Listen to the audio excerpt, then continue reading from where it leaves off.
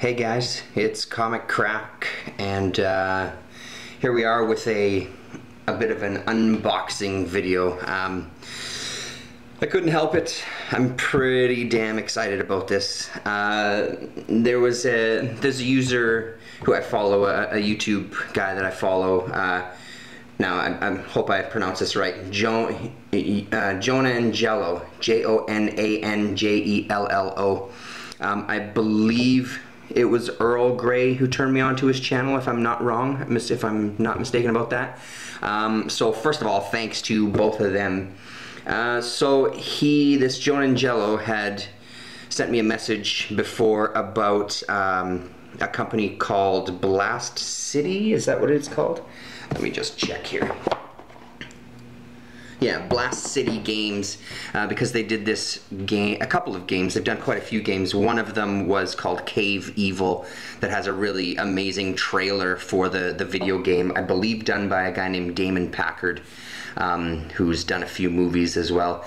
And then they did this game that I bought, which I'll show you in a minute, but just really impressed with their design and kind of just the oddities of the games a little bit. Just really unique shit. So jonanjello had done an unboxing where he showed off all the pieces, and I was like, oh, I can't believe it. So I had saved up a bit of money and eventually ordered it online, and I'll put links to everything down in the description. But let's have a look at the game called... It's called the Mushroom Eaters. So here's the front of the box first of all, and this kind of gives you a really good idea of what the art is contained. Oh, there I am in the reflection. Art contained inside. Have a look around here too. And then the sides here, there's a good, there you go, the Mushroom Eaters. And there's their little Blast City Games logo. So I guess this game had come out before in a very limited run. Now I don't know the numbers offhand. I believe the first print run was 50 because they were kind of handmade games, and now the print run on this 2014 edition, I believe, is 500. I think it said on the site. So let's get my handy dandy knife here and let's have a look. So yeah, I mean, I've been a bit obsessed. You know, as I believe we probably all do at times, we get obsessed with things. But I was just really curious about this game, and from what it sounds like, there's a board game website that I'm kind of a member of, where they have some information about the creator, whose name is Hayden, from Colorado. Now, some of the names that were floating around, like this Damon Packard is a name that I'm familiar with. I think one of the names from when they list like the designers and artists and things, there was a band, Commode Minstrels in Boldface.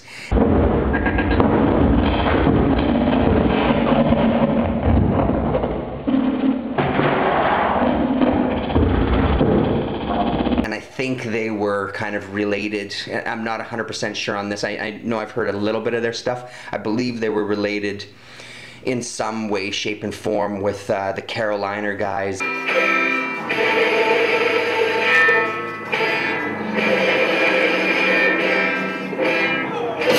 In San Francisco, and this guy Grux, and these guys who do this amazing, what I find I love, it's my favorite style of kind of experimental noise type music.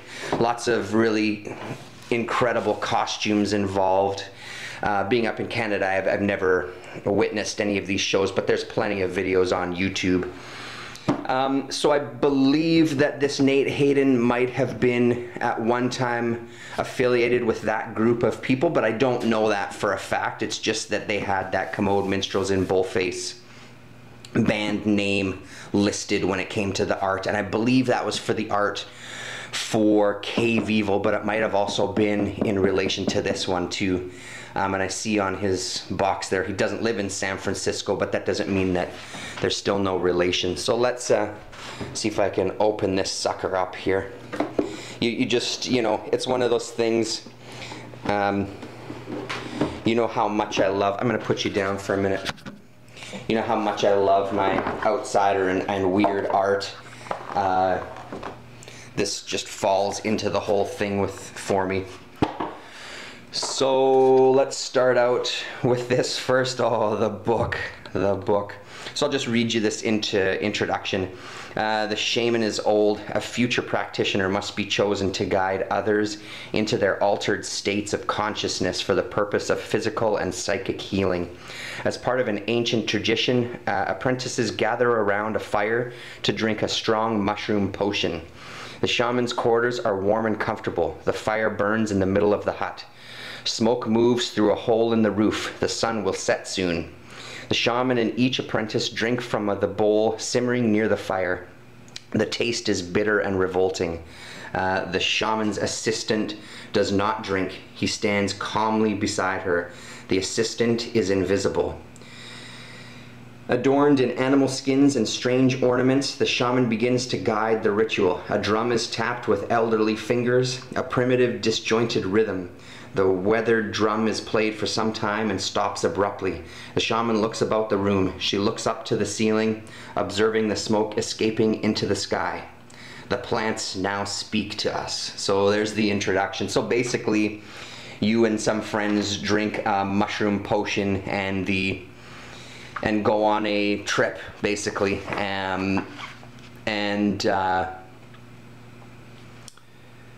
The whole purpose is to see who's going to become the next shaman of the village. So it's kind of a cooperative board game, but within that you're also trying to be the one who becomes enlightened enough so you can be the next shaman of the village.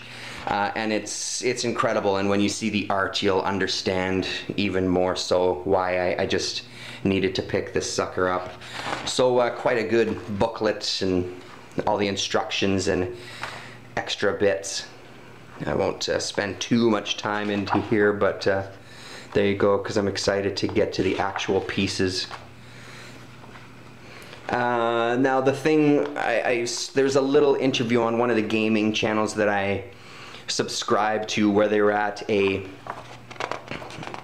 convention of sorts where new games get introduced, and they had an interview with Nate, and he was saying the whole idea for his gaming company and what he wanted to achieve was immersion into a subject. So I guess he's a bit of a gamer anyway, and I believe he said that it was more European games that he was kind of drawn to in the past and that had these amazing themes, but when he played the games he found that he couldn't get himself immersed into the world enough, so he decided to create his own games.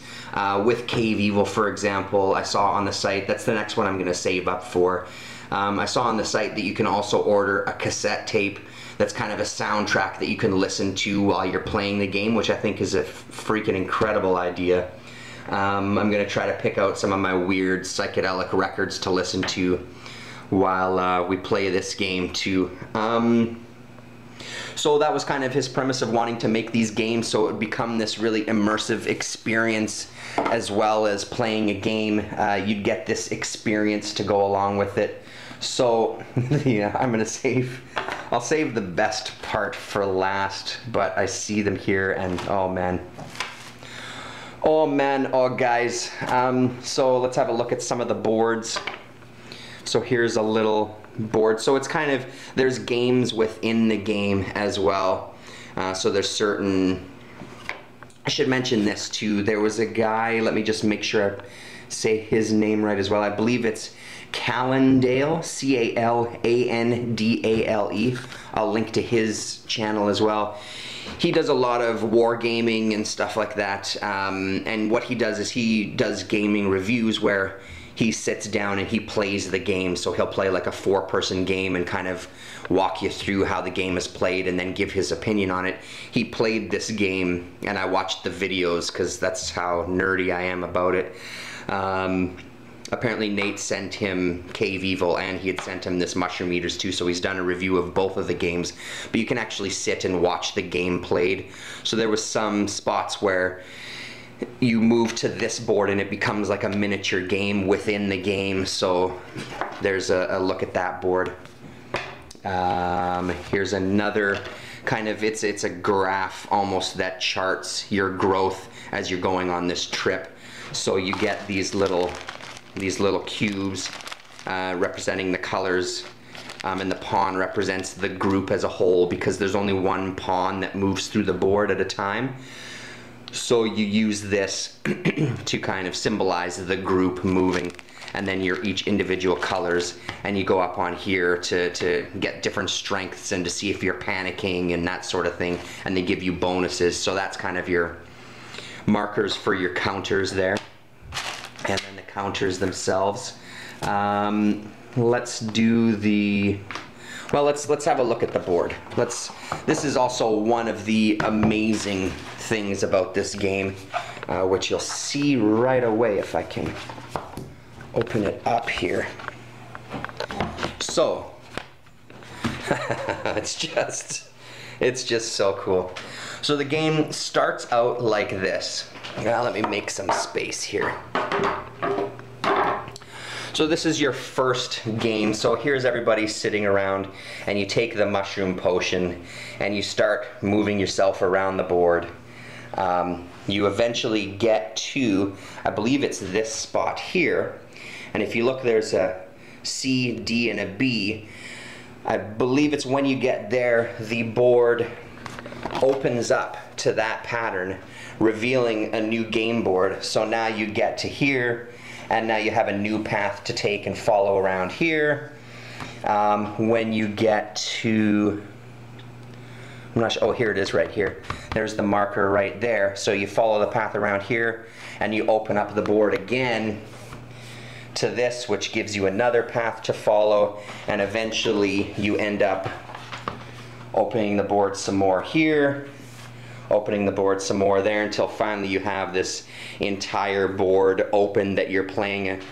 And I mean, each panel opening up represents different parts of your trip, as you're kind of heading deeper and deeper. Oh my God, it's beautiful. It's really, really beautifully done. Oh, there you go. So then eventually the board actually ends up like so. So then the board ends up like this, and you follow yourself around, and I believe that's the finish there, or is it over there? Now I'm not so sure. Anyway, it's an ever evolving game. So, and there's some of the back imagery there. So you might be wondering, man, that board looks really strange. And did I see 3D glasses symbols on there? Motherfucker, you did. So it's a 3D board game, which is supposed to, again, it's about immersion into the, ooh, 5 pairs. I thought there was only 4 with it, but there you go. So it's about immersion into the game, so you can play the game with 3D glasses, and obviously I'm not going to hold it up to the lens because it's not going to do anything for you. And apparently it makes the board even more vibrant and comes alive, and there's some things even in the cards and stuff that get revealed if you have the 3D glasses on, things that you can see more clearly. So it just adds that extra dimension to the game.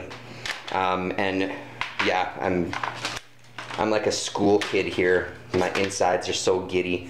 Then there's another set of glasses. Oh yeah, they're just oh, forget about it. So great. Anyway, that's just incredible.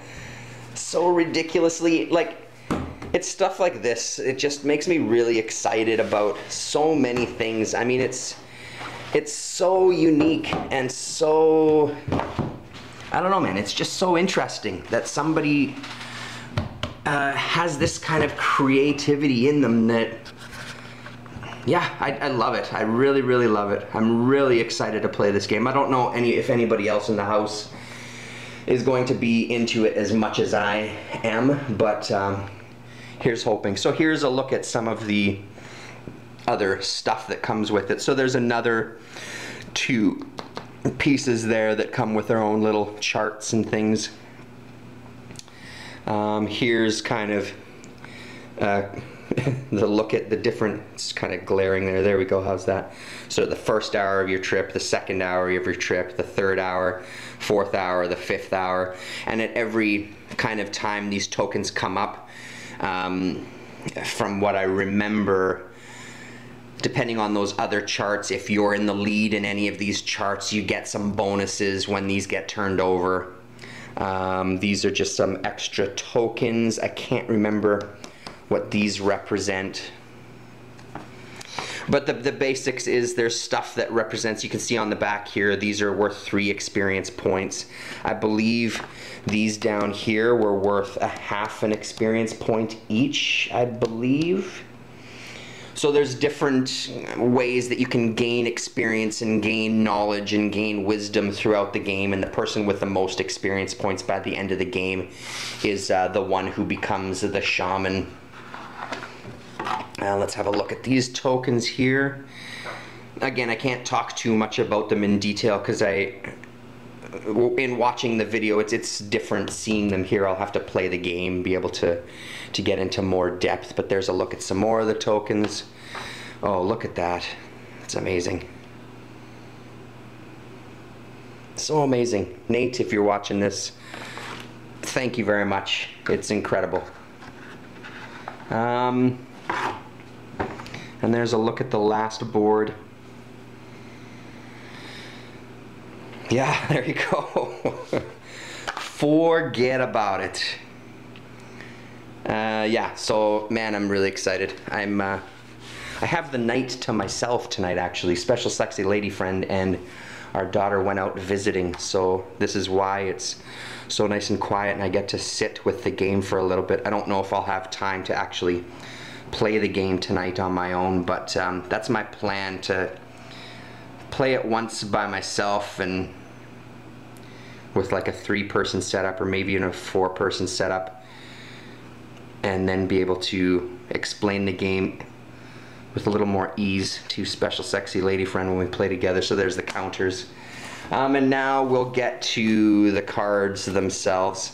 I'm gonna put you down again for a minute here while I crack these open. Now, I won't go through too many of these cards because I think part of this is the excitement of discovering all these things yourself. I'll just open both packs here. I highly recommend, though, there's a trailer for this game as well too. That's pretty mind-blowing, and I'll put links to that as well as links to the Cave Evil trailer. That is just so much fun. So there we go, let's get that over there. Okay, so here we go. Some of the cards. So here's the backs of some of the cards here.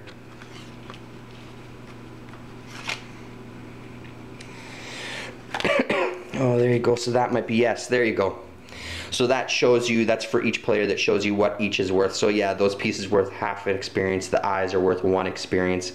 Diamond is 2. The whole head is 3. The end scoring, so whoever collected the most of these pieces gets an extra 3.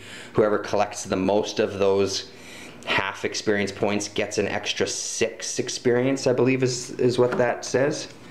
And then on this side, some mushrooms.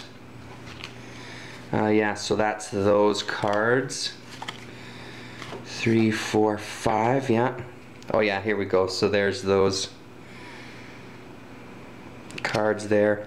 Oh my goodness. Oh, that's right. These are the, so what you can do is at certain points of the game, I'm coming apart, it says.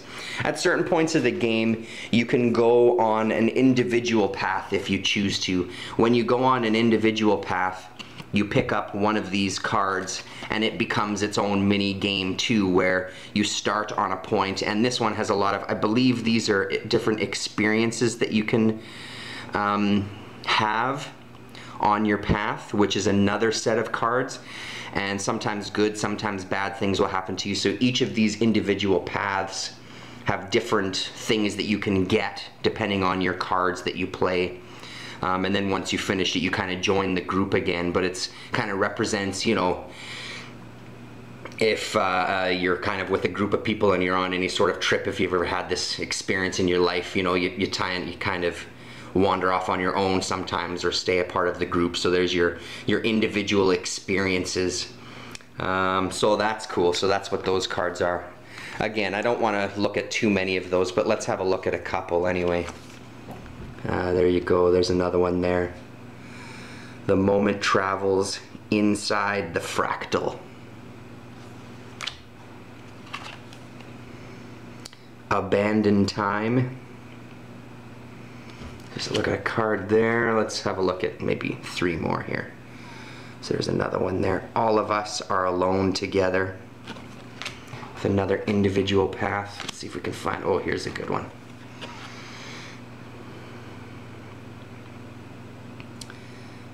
Ancestors Echo is what that says. It doesn't seem to be focusing in on that so well.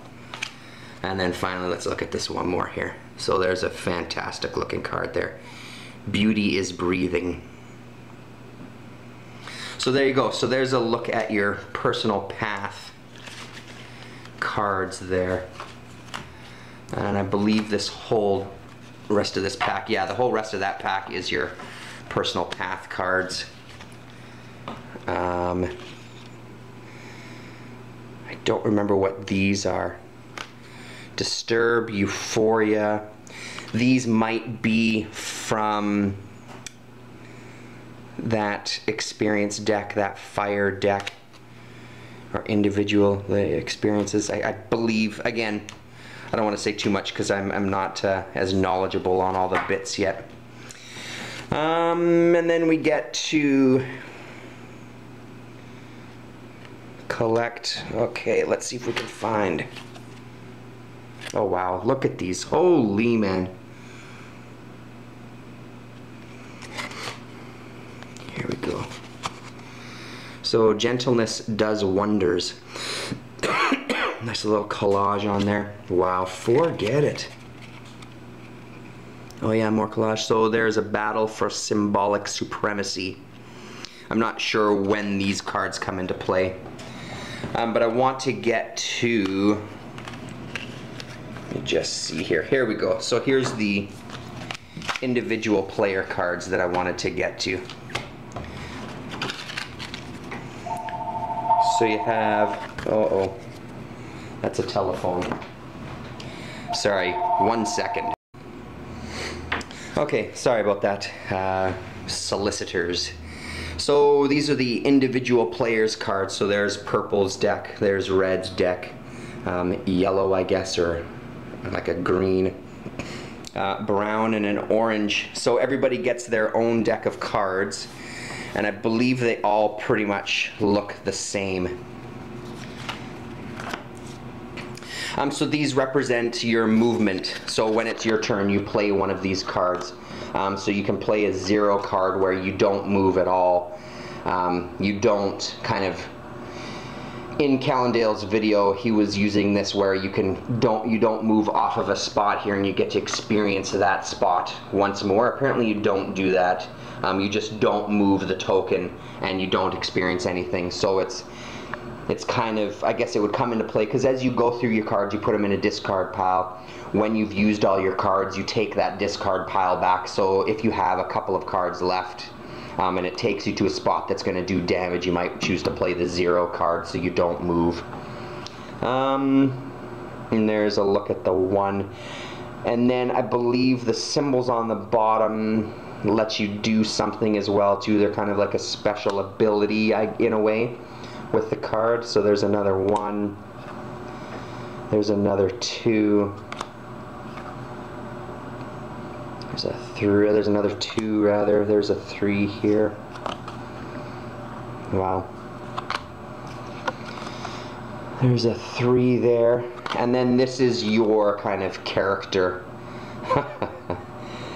Your special character card for 2. It doesn't seem to be focusing.